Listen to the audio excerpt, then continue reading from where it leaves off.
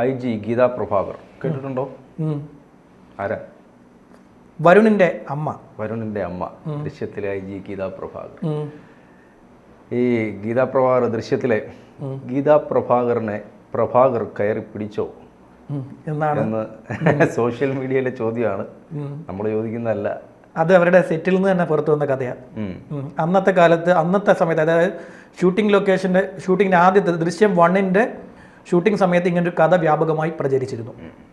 ഇപ്പോഴെങ്ങും അല്ല, അന്ന് ഇവർ ഈ സംഭവത്തിൽ പരാതി അവിടെ പറഞ്ഞു. അവർ പരാതി സിദ്ദീഖിനെതിരെ അവിടെ പരാതി പറഞ്ഞു എന്നുള്ളതാണ് പ്രധാനമായും അന്ന് ഉയർന്നു വന്നിരുന്ന ഒരു കഥ. അത് അത്രയും കാലമായി അതങ്ങനെ തന്നെ നിലനിൽക്കുന്നുണ്ട്. അത് അങ്ങനെ തന്നെ കഥ. ഇത് നേരത്തെ തന്നെ ഈ ഹേമ കമ്മിറ്റി റിപ്പോർട്ടൊക്കെ വരുന്നതിന് മുമ്പ് തന്നെ ഈ ഒരു കഥ എയറിലുണ്ട്. സിനിമാ ലോകത്തുള്ള ഒരു കഥയാണിത്.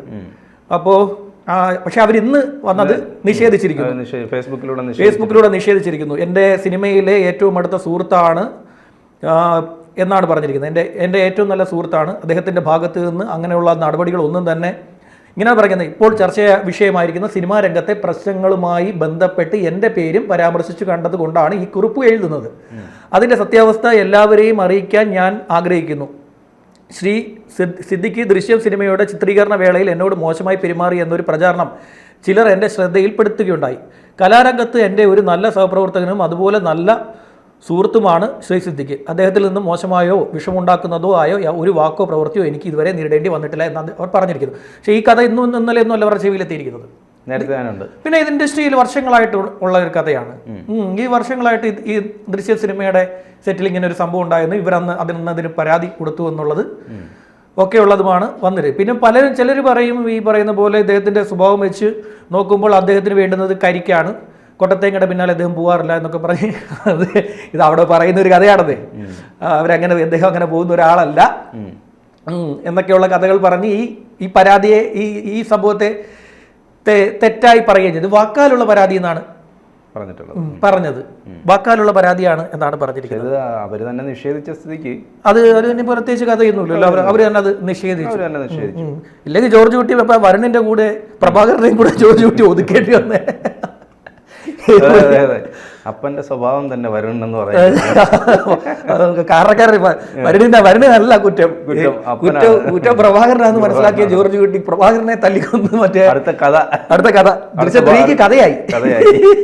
ഇതിന്റെ എല്ലാ പ്രശ്നക്കാരൻ, അടിസ്ഥാന പ്രശ്നക്കാരൻ പ്രഭാകരാണെന്ന് മനസ്സിലാക്കുന്ന ജോർജ് കുട്ടി.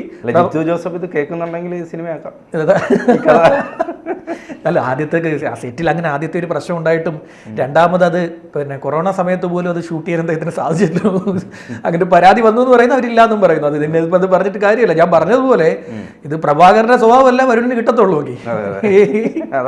ഇത് മനസ്സിലാക്കുന്ന ജോർജ് കുട്ടി പ്രഭാകരനെ തല്ലിക്കൊന്ന് സ്റ്റേഷന്റെ രണ്ടാമത്തെ ഭാഗത്ത് കുഴിച്ചിടുന്ന ഒരു കഥ വേണമെങ്കിൽ നമുക്ക് ഇറക്കാവുന്നതേ ഉള്ളൂ. അദ്ദേഹത്തിനെതിരെ ഇപ്പോൾ FIR വീഴും. പ്രഭാകരനെതിരെ ഇപ്പോൾ FIR വീഴും. പ്രഭാകരനെതിരെ FIR വീഴാനുള്ള നടപടികൾ പോലീസ് ആസ്ഥാനത്ത് പുരോഗമിച്ചുകൊണ്ടിരിക്കുകയാണ്.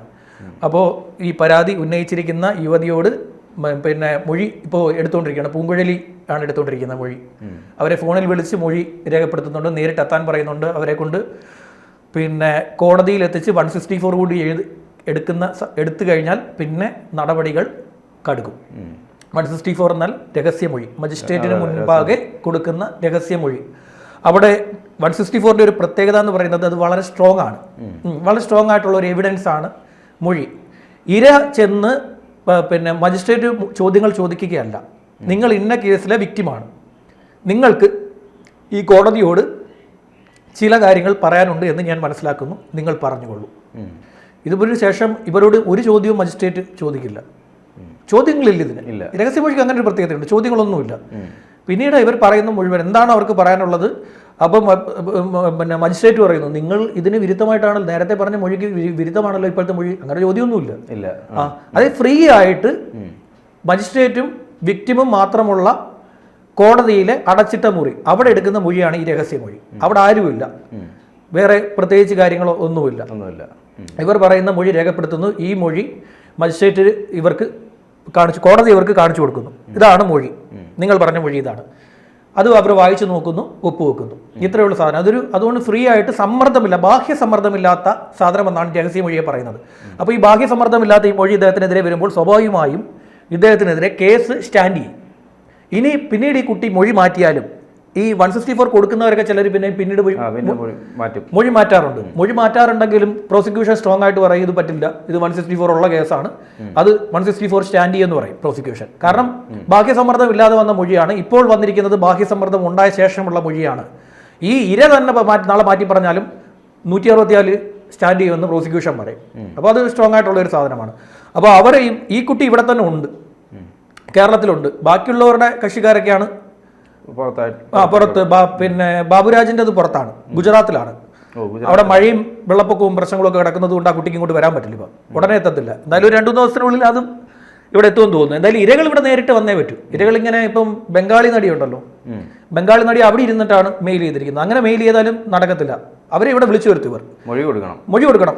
അത് ഇവിടെ വന്ന് മൊഴി കൊടുപ്പിക്കും. അല്ലെങ്കിൽ പിന്നെ പോലീസ് വിടത്തില്ലേ. പോലീസ് ഒരു FIR വിട്ട് ഒരു കുറ്റപത്രമൊക്കെ ആയിട്ട് കോടതി ചെല്ലുമ്പോഴത്തേക്ക് ഇവരൊന്നും പറയുന്നത് ഞങ്ങളെ ആരും പീഡിപ്പിച്ചിട്ടൊന്നുമില്ലെന്ന് പറഞ്ഞു കഴിഞ്ഞാൽ അപ്പോൾ എന്ത് ചെയ്യാൻ പറ്റും? അപ്പോൾ എന്തായാലും 164 പോലീസ് എടുക്കും. പോലീസിന് തലവേന എടുക്കാൻ ബുദ്ധിമുട്ടാൻ പോലീസ് താല്പര്യപ്പെടത്തില്ല. പോലീസിന്റെ ഈ തലവേനയൊക്കെ എടുത്ത് ചുമക്കാൻ എനിക്ക് വയ്യെന്ന്, നമുക്ക് വയ്യാന്ന് അന്വേഷണ ഉദ്യോഗസ്ഥൻ അങ്ങ് തീരുമാനിക്കും. അപ്പോൾ അവരെയും ഇവിടെ വിളിച്ചു വരുത്തും. ഇപ്പം ഇദ്ദേഹത്തിന് ഇപ്പം പ്രഭാകരനെതിരെ FIR വീണ് കഴിഞ്ഞാൽ പ്രഭാകർ എന്ത് ചെയ്യണം? പിന്നെ ഹൈക്കോടതിയിൽ പോകേണ്ടി വരും. മുൻകൂർ ജാമ്യത്തിന് പോകേണ്ടി വരും. മുൻകൂർ ജാമ്യത്തിന് പോകുന്ന ഒരാൾ, FIR വീണ് മുൻകൂർ ജാമ്യത്തിന് പോകുന്ന ഒരാൾ പൊതുസ്ഥലത്ത് ഇറങ്ങി നടക്കാൻ പറ്റില്ല.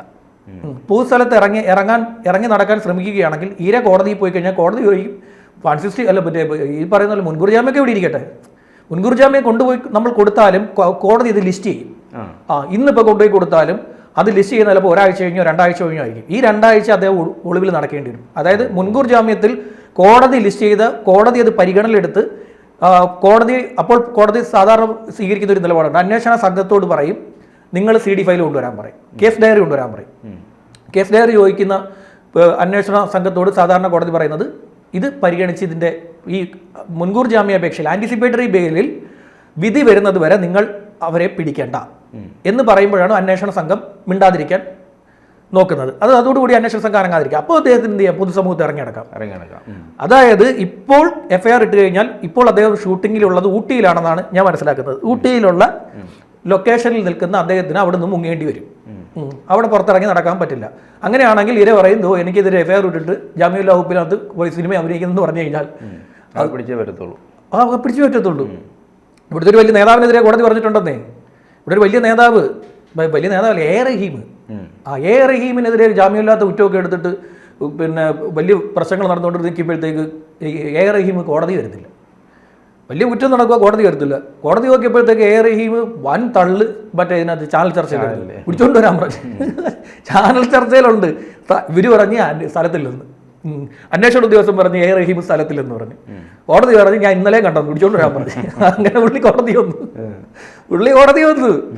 അങ്ങനെയുള്ള പ്രശ്നങ്ങളുണ്ട്. അപ്പോൾ ഇദ്ദേഹത്തിൻ്റെ ഷൂട്ടിങ്ങും കാര്യങ്ങളൊക്കെ മുടങ്ങും. ഇപ്പോൾ FIR വീഴും. പിന്നെ കൂടുതൽ പരാതികൾ ഇദ്ദേഹത്തിനെതിരെ വരാനുള്ള സാധ്യതയുണ്ട്. കാരണം ഇദ്ദേഹത്തിൻ്റെ ഒരു തവണ മാത്രമായിരിക്കില്ലല്ലോ ഇത് കാണിച്ചത്. ഇത് കാണിച്ചിട്ടുണ്ടെങ്കിൽ ഒരാളോട് മാത്രമായിരിക്കില്ല. കാരണം ഇത് കാണിച്ച ശേഷം ചോറും തൈരും മീൻകറിയും ഒക്കെ ആ കുട്ടിയുടെ മുന്നിൽ ഇരുന്ന് തന്നെ കഴിച്ച ശേഷം നീ ഇത് പുറത്തുപോയി പറഞ്ഞാലും ആരും വിശ്വസിക്കില്ല എന്ന് പറയുന്ന ഒരു സാഹചര്യമുണ്ട്. അപ്പോൾ ഇദ്ദേഹത്തിന് വേണ്ടിയിട്ട് കുറച്ച് ഇപ്പോൾ ഈ പറയുന്ന പോലെ ഈ തീവ്ര നിലപാടുള്ള കുറച്ച് പേര് ഇറങ്ങി തിരിച്ചിട്ടുണ്ട്. ഈ സിദ്ദിഖിനെ, നടൻ സിദ്ദിഖിനെ നമ്മൾ സിദ്ദിഖ് എന്ന് വിളിക്കുമ്പോൾ സിദ്ദിഖ് ഇക്കാന്ന് വിളിക്കുന്ന തീവ്ര നിലപാടുള്ള ചില ആളുകൾ ഇറങ്ങി തിരിച്ചിട്ടുണ്ട്. അവരിപ്പോൾ ഈ പറയുന്ന പോലെ ഇദ്ദേഹത്തിനെതിരെ വാദിക്കുന്നവരുടെ അല്ല ഇദ്ദേഹത്തിനെതിരായി ആ കുട്ടി ഇരയ്ക്കൊപ്പം നിൽക്കുന്നവരുടെയൊക്കെ താഴെ പോയി വെട്ടുകിളി കൂട്ടമായിട്ട് ആക്രമണം ഇന്നലെ മുതൽ സൈബർ അറ്റാക്ക് ഇന്നലെ മുതൽ ആരംഭിച്ചിട്ടുണ്ട്. അത് ഈ തീവ്ര നിലപാടുകാരുടെ ഒരു രീതിയാണ്. സിദ്ദിഖിനെ നമ്മളങ്ങനെ ഇവരുടെ ഒരു ഭാഗത്തിന്റെ മാത്രമായി നമ്മൾ ഇന്നുവരെ സിദ്ദിഖിനെയോ മമ്മൂട്ടിയോ അങ്ങനെയൊന്നും കണ്ടിട്ടില്ല. മലയാളികൾ അങ്ങനെ കാണാറില്ല. അപ്പോൾ ഇവന്മാർ പോയി ഇദ്ദേഹത്തിനെ കൂടുതൽ കുഴി ചാടിക്കും. ഇനി പോയി കൂടുതൽ ഈ പറയുന്ന ഇരയെ പോയി ആക്രമിക്കാൻ ചെന്ന് കഴിഞ്ഞാൽ ബാക്കിയുള്ളവർക്ക് ദേഷ്യം വരും.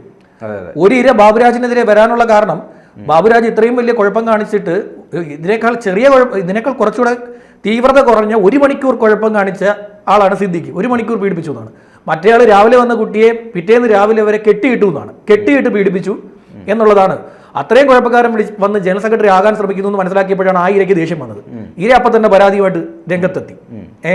പരാതി കൊടുക്കാൻ വേണ്ടി അങ്ങനെ ഇയാൾ അങ്ങനെ ഇത്രയും വലിയ കുഴപ്പക്കാരൻ പോയിട്ട് അമ്മയുടെ ജനറൽ സെക്രട്ടറി ആവണ്ടെന്നുള്ള നിലപാട് ആ കുട്ടി എടുത്തപ്പോഴാണ് ബാബുരാജിനെ പ്രതിയാക്കിയത്. അപ്പോൾ ഇദ്ദേഹത്തെ ഇതുപോലെ ഇരയെ ആക്രമിക്കാൻ പോവുകയാണെങ്കിൽ ബാക്കിയുള്ള ഇരകൾക്ക് ദേഷ്യം വരും, അവരും പരാതിയായിട്ട് വരും. ചുരുക്കത്തിൽ പ്രഭാകരനെ ജോർജ് കുട്ടി എടുത്തുകൊണ്ട് തൂക്കിക്കൊണ്ട് പോകേണ്ട വരുണിനേക്കാൾ വലിയ ഒരു കുഴപ്പക്കാരനാണ് പ്രഭാകരൻ എന്ന് മനസ്സിലാക്കിക്കൊണ്ട് പ്രഭാകരനെ ഗീതാ പ്രഭാകരനെ രക്ഷിക്കാൻ പറ്റത്തില്ല. ഗീതാ പ്രഭാകരനെ രക്ഷിക്കാൻ പറ്റില്ല. അവർ സിനിമ ഇൻഡസ്ട്രി നിൽക്കുന്നത് കൊണ്ടാണോ എന്നറിയില്ല. പിന്നെ ചിലർ പറയുന്നത് ഇദ്ദേഹത്തിന് കരിക്കിനോടാണ് താല്പര്യം എന്ന് പറയുകയും ചെയ്യുന്നുണ്ട്. എന്തായാലും നോക്കാം, നമുക്ക് പറഞ്ഞ് അവസാനിപ്പിക്കാം. ശരി.